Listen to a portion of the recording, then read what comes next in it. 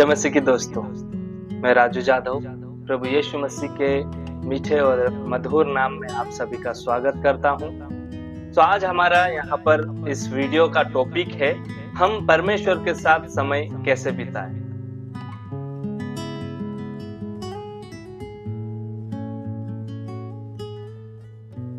प्रियो, ये हम सभी के लिए बहुत जरूरी है, खास करके हमारे आत्मिक जीवन की बढ़ोतरी के लिए, हमारे आत्मिक जीवन में उन्नति पाने के लिए परमेश्वर के साथ में समय बिताना हमारे लिए बहुत जरूरी है। क्योंकि ये जो समय है, ये जो हम परमेश्वर के साथ समय बिताते हैं, वो समय हमें परमेश्वर के करीब लाता है। हम परमेश्वर के साथ और अधिक मजबूत रिश्ते में बंध जाते हैं और वो जो रिश्ता हमारा परमेश्वर के साथ अद्भुत रीति से चलता है, उस रिश्ते में शांति है, उस रिश्ते में खुशी है।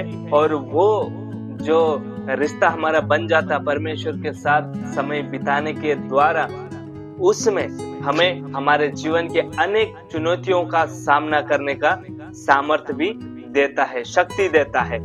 तो हमें इस बात को समझना जरूरी है कि हम परमेश्वर के साथ हमें समय बिताना है। लेकिन अधिकतर लोगों का सवाल होता है कि हम किस प्रकार से परमेश्वर के साथ समय बिताएं, कैसे हम परमेश्वर के साथ समय बिता सकते हैं। यह महत्वपूर्ण तो है कि परमेश्वर के साथ हम समय बिताएं, लेकिन वो क्या क्या तरीके हैं, वो कौन कौन से तरीके हैं जिसमें हम परमेश्वर के साथ समय बिता सकते हैं। तो आइए हम बाइबल के कुछ आयतों को लेकर अलग अलग प्रकार से हम यहाँ पर देखेंगे कि कैसे हम परमेश्वर के साथ समय बिता सकते। परमेश्वर के साथ समय बिताने के लिए हमारे पास सबसे पहला और मुख्य पॉइंट है प्रार्थना। प्रार्थना परमेश्वर के साथ समय बिताने का एक सीधा तरीका है। प्रार्थना सिर्फ अपनी जरूरतें परमेश्वर को बताने का एक माध्यम ही नहीं है, बल्कि यह परमेश्वर के साथ बातचीत करने के लिए, उसकी स्तुति करने के लिए, उसको धन्यवाद देने के लिए और उसकी इच्छा जानने का एक तरीका है। पवित्र शास्त्र बाइबल क्या कहती है? फिलिपियो उसके 4 अध्याय और 6 और 7 वचन में इस प्रकार से लिखा है, मैं आप लोगों के लिए पढ़ देना चाहता हूँ। यहाँ पर लिखा है, किसी भी बात की चिंता मत करो, परंतु हर एक बात में तुम्हारे निवेदन, प्रार्थना और विनती के द्वारा धन्यवाद के साथ परमेश्वर के सम्मुख उपस्थित किए जाए। तब परमेश्वर की शांति जो सारी समझ से परे है, तुम्हारे हृदय में तुम्हारे विचारों को मसीह यीशु में सुरक्षित रखेगी। मेरे प्रियो, यहाँ पर वचन बहुत अच्छे तरीके से हमें बताता है कि हमारे हर एक जो निवेदन है, जो प्रार्थना है, जो विनती है, वो धन्यवाद के साथ प्रार्थना के द्वारा परमेश्वर के सम्मुख उपस्थित किए जाए। तो क्या होगा? वो परमेश्वर की शांति जो हमारे समझ से परे है, हमारे हृदय में और हमारे विचारों में वो मसीह यीशु में वो सुरक्षित रखेगी। वो हमारे हृदयों में परमेश्वर देगा वो शांति जिसकी दुनिया तलाश कर रहे हैं, वो शांति जिसके लिए लोग आज शांति पाने के लिए बेइंतहा वो दौड़ रहे हैं, अपने आप को हताश कर रहे हैं, घबरा रहे हैं। लेकिन वो शांति हमें परमेश्वर में, यीशु मसीह में मिलेगी। तो पहला बात है, हम परमेश्वर के साथ समय बिताना है तो प्रार्थना में अधिक समय देना पड़ेगा। प्रार्थना के द्वारा हम परमेश्वर के साथ एक अच्छा समय बिता सकते हैं। अब इसमें हम कुछ बातें ये भी विचार कर सकते हैं, हम प्रार्थना कैसे करें, कब करें, क्या बहुत सारी बातें सवाल के रूप में उठ सकती है। आप सुबह उठकर अपने दिन की शुरुआत प्रार्थना के साथ कर सकते हैं। दिन भर में छोटे मोटे कामों के दौरान, छोटे छोटे बातों में आप प्रार्थना कर सकते हैं। कभी आप काम पर हो, आप मजदूरी कर रहे हो, आप किसी ऑफिस में जॉब कर रहे हो, कहीं पर भी आप अपने मुंह के द्वारा छोटे शब्दों में धन्यवाद के रूप में परमेश्वर के साथ प्रार्थना कर सकते हो। आप आपकी यात्रा में, यात्रा करते समय बाइक चला रहे हो, बाइक चलाते हुए धन्यवाद परमेश्वर, आपकी स्तुति हो, इस प्रकार से आप परमेश्वर से प्रार्थना कर सकते हैं। और हर एक समय हम काम हमारे हाथों से, पाँव से करते हैं, हमारे मुंह से क्या करते हैं? हम हमारे मुंह से परमेश्वर को प्रार्थना करना और उसको धन्यवाद देना, और सोने से पहले परमेश्वर को धन्यवाद दे और प्रार्थना करें और अपने तमाम मन के विचार परमेश्वर के सामने रखें। इस प्रकार से आप एक प्रार्थना को पूरे दिन, सुबह उठने से लेकर रात के सोने तक आप प्रार्थना में समय बिता सकते हैं। काम करते हुए, जॉब करते हुए, पढ़ाई करते हुए, यात्रा करते हुए, अलग अलग प्रकार की एक्टिविटी करते हुए आप प्रार्थना कर सकते हैं। ये हमारा परमेश्वर के साथ समय बिताने का सबसे महत्वपूर्ण और मुख्य बिंदु है, मुख्य पॉइंट है। आप इसको फॉलो कर सकते हैं। अगला हम देखेंगे कैसे हम और परमेश्वर के साथ समय बिता सकते हैं। दूसरा है बाइबल के वचन का अध्ययन करके। यस, दूसरा है आप इस वचन का अध्ययन करके परमेश्वर के साथ समय बिता सकते हैं। परमेश्वर हमसे अपने वचन यानी कि इस बाइबल के माध्यम से हमसे बातचीत करता है, और बाइबल का अध्ययन करना परमेश्वर के विचारों को, उसके चरित्रों को और उसकी योजनाओं को समझने का शानदार तरीका है। सच में हम इस बाइबल को जब पढ़ते हैं, परमेश्वर की विशेषताओं को समझते हैं, परमेश्वर के विशेष गुणों को हम जानते हैं, परमेश्वर की क्या योजनाएं हैं मेरे प्रति, इस संसार के प्रति और अलग लोगों के प्रति परमेश्वर क्या क्या योजनाएं और कैसे विचार रखते हैं, वो हम इस पवित्र शास्त्र के माध्यम से जान सकते। जैसे कि परमेश्वर हमें क्यों बनाया, परमेश्वर का इस सृष्टि को बनाने का क्या उद्देश्य है, परमेश्वर और किससे क्या चाहता है, वो सारी बातें यहाँ पर लिखी गई है। इस बाइबल का अध्ययन करके आप परमेश्वर के साथ समय बिता सकते हैं, क्योंकि ये बाइबल कोई मामूली पुस्तक नहीं है। ये बाइबल कोई साधारण सी एक सफेद और काले पेज की डायरी है, नहीं। इसके बारे में लिखा है दूसरा तीमुथियुस 3 अध्याय और 16-17 में स्पष्ट रीति से इस बाइबल के बारे में लिखा गया। वो ये है कि संपूर्ण पवित्र शास्त्र परमेश्वर की प्रेरणा से रचा गया है और उपदेश और समझाने और सुधारने और धर्म की शिक्षा के लिए लाभदायक है, ताकि परमेश्वर का जन सिद्ध बने और हर एक भले काम के लिए तत्पर हो जाए। ये जो बाइबल है वो परमेश्वर की प्रेरणा से रची गई है। भले इसको लिखने वाले अलग अलग लोग अलग अलग समय के दौरान, अलग अलग काल अवधि में, अलग अलग परिस्थिति में इसको लिखे, लेकिन उन लेखकों के ऊपर परमेश्वर का आत्मा उन्हें प्रेरणा देता था और उस प्रेरणा से ये बाइबल लिखी गई है।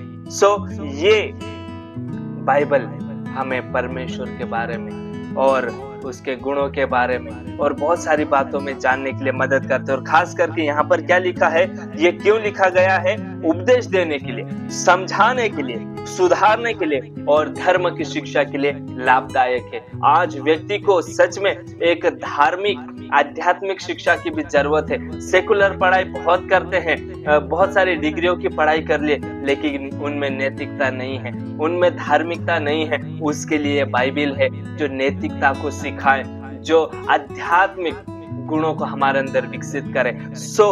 दूसरी बात, परमेश्वर के साथ समय बिताने के लिए हमें इस पवित्र शास्त्र बाइबल का अध्ययन करना पड़ेगा। आप बाइबल अध्ययन करने के लिए हर दिन का एक समय निर्धारित कर सकते हैं, जैसे सुबह का समय हो गया हो या जो भी समय आपके लिए उचित है आप वो कीजिए। और मैं आप लोगों से एक विशेष बात कहना चाहता हूँ कि जब आप बाइबल पढ़े, कम भाग पढ़े, थोड़ा पढ़े, लेकिन उसको समझते हुए पढ़े।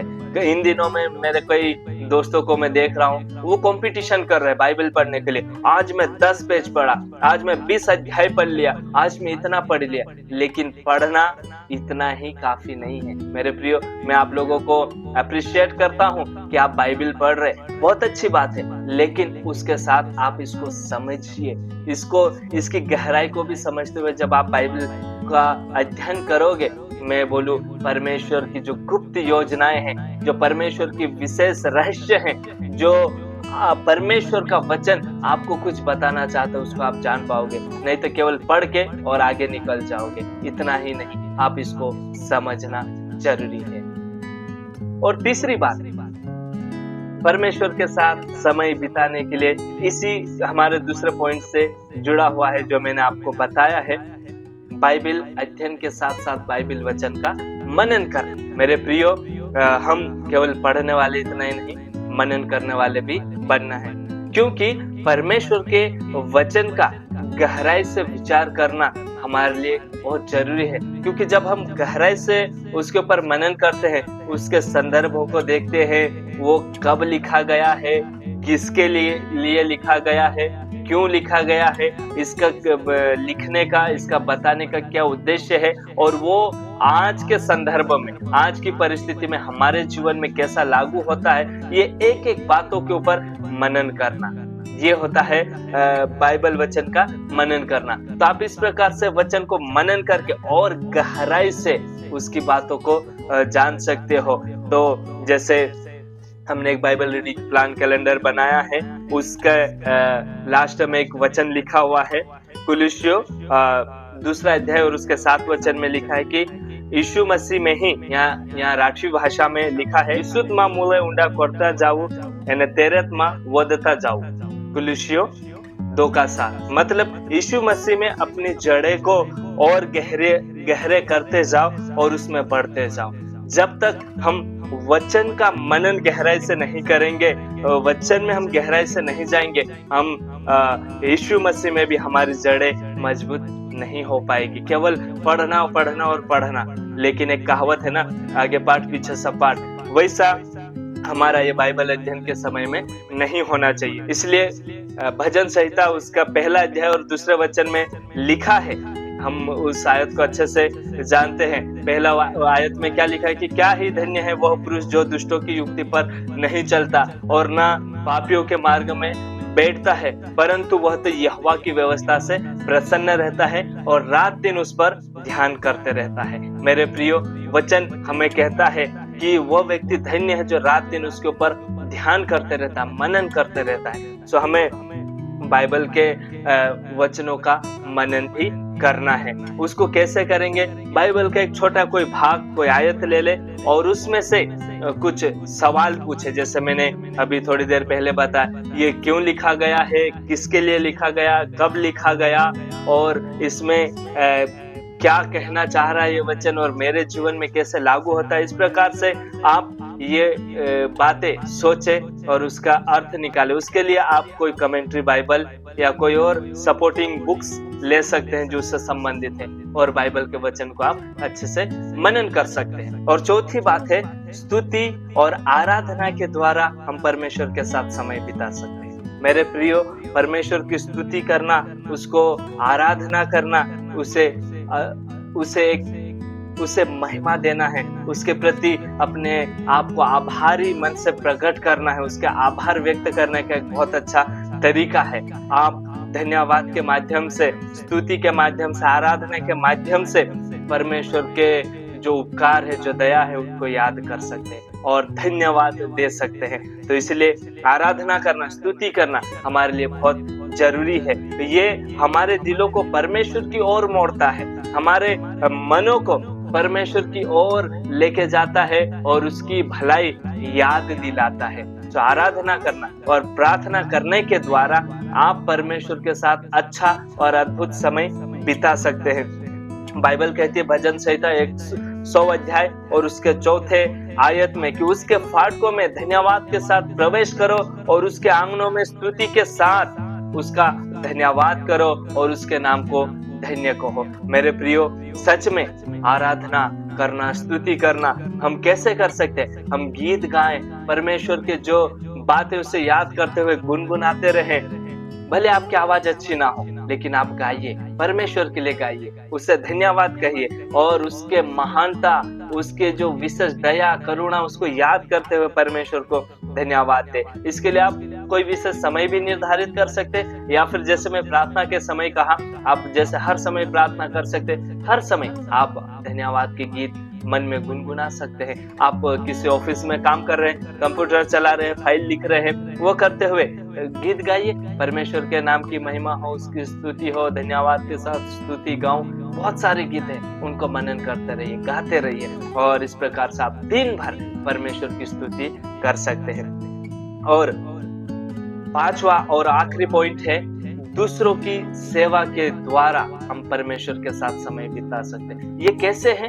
ये कैसे हो सकता है? कैसे हम दूसरों की सेवा करते हुए परमेश्वर के साथ समय बिता सकते हैं? तो मैं आप लोगों के लिए एक वचन पढ़ देना चाहता हूँ। मत्ती 25 अध्याय और उसके 40 वचन में लिखा है कि जो कुछ तुमने मेरे इन छोटे से भाइयों में से किसी एक के साथ किया, वह मेरे ही साथ किया है। जो हम किसी व्यक्ति के साथ, किसी इंसान के साथ, किसी मानव के साथ कर रहे हैं, वो परमेश्वर के साथ कर रहे हैं, इस प्रकार से वचन बताता है। और अगर आप ऐसा कर रहे हैं, किसी का साथ अच्छा कर रहे हैं, किसी का भला कर रहे हैं, तो इब्रानियों 6:10 स्पष्ट रीति से कहता है, क्योंकि परमेश्वर अन्याय नहीं है कि वो तुम्हारे काम और उस प्रेम को भूल जाए जो तुमने उसके नाम के लिए दिखाया है, और तुमने पवित्र लोगों की सेवा की और अब भी कर रहे हो।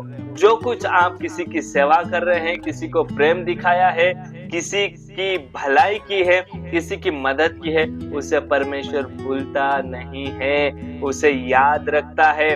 वो परमेश्वर अन्याय नहीं है कि आपने जो कुछ किया उसे भूल जाए, नहीं, परमेश्वर उसे याद रखता है और याद रखकर आपको बहुतायत की आशीष देगा। वो जो काम आपने किया है ना, वो परमेश्वर के साथ किया, जो काम आपने लोगों के लिए किया वो परमेश्वर के लिए किया, बराबर है। सो इसलिए भलाई करने में, दया दिखाने में पीछे ना होइए, और इस प्रकार से दया कर दिखाते हुए, भलाई दिखाते हुए, प्रेम दिखाते हुए, दूसरों की सेवा करते हुए, कलीसिया में अपनी सेवाओं को देते हुए आप परमेश्वर के साथ समय बिता सकते हैं। एक सवाल यहाँ पर आता है, कैसे हम परमेश्वर के साथ दूसरों की सेवा करते हुए समय बिता सकते हैं? तो आप आपके पड़ोसियों की मदद कर सकते हैं, आपके मोहल्ले के बच्चों को कुछ पढ़ाकर मदद कर सकते हैं, आपकी कलीसिया में आप सेवा कर दे सकते हैं, चटाई बिछाने के द्वारा, झाड़ू लगाने के द्वारा, गीत गाने के द्वारा, आराधना करने के द्वारा, वचन सिखाकर, अलग अलग प्रकार से आप कलीसिया में सेवा दे सकते हैं। और कुछ लोग जिनको जरूरत है, उन जरूरतमंदों को मदद कीजिए और निस्वार्थ और प्रेम भाव से सेवा करते रहे। जरूर परमेश्वर आपकी इस सेवा और समर्पण से खुश होकर आपको उसका उत्तम आशीष देगा। सो मेरे प्रियो, ये यहाँ पर हमने 5 बातें देखे हैं कैसे हम परमेश्वर के साथ समय बिता सकते हैं। पहला, प्रार्थना के द्वारा। दूसरा, बाइबल अध्ययन करके। तीसरा, बाइबल अध्ययन जो किया है उस वचन का मनन करके। और चौथा है परमेश्वर की स्तुति करके, उसकी आराधना करके। और 5वां है दूसरों की सेवा करके, दूसरों का मदद करके हम परमेश्वर के साथ समय बिता सकते हैं। परमेश्वर के साथ समय बिताना यह एक आदत बन जाना चाहिए, ये एक आदत हो जाना चाहिए, और इस आदत को अपने जीवन में विकसित करने के लिए हमें बहुत समय भी लगेगा और बहुत सारा प्रयास भी करते रहना पड़ेगा। यह एक निरंतर चलने वाली प्रक्रिया है। ऐसा नहीं है कि आज इसे लागू हो गया और मैं उसको करते रहूंगा, नहीं। कई बार आप उसमें चूक जाओगे, कई बार छूट जाएगा, लेकिन आपको प्रयास करते रहना है, इन हर एक बातों को फॉलो करते रहना है। सो इन 5 तरीकों के माध्यम से आप परमेश्वर के साथ समय बिता सकते हैं और अपना जीवन को, अपने जो परमेश्वर ने जो आपको जीवन दिया, अपने इस जीवन को एक सार्थक और पूर्ण जीवन बना सकते हैं, एक प्रभावशाली जीवन आप बना सकते हैं। सो आज ही से आप परमेश्वर के साथ समय बिताने के लिए तैयार हो जाइए। तो क्या आप परमेश्वर के साथ एक अद्भुत जीवन और अद्भुत समय बिताना चाहते हैं? अगर आप तैयार हैं तो कमेंट में यस मैं तैयार हूं कर लिखिए, और मेरा और बाकी लोगों का भी हौसला बढ़ाइए। परमेश्वर आप सभी को इन वचनों के द्वारा आशीषित करें। जय मसीह।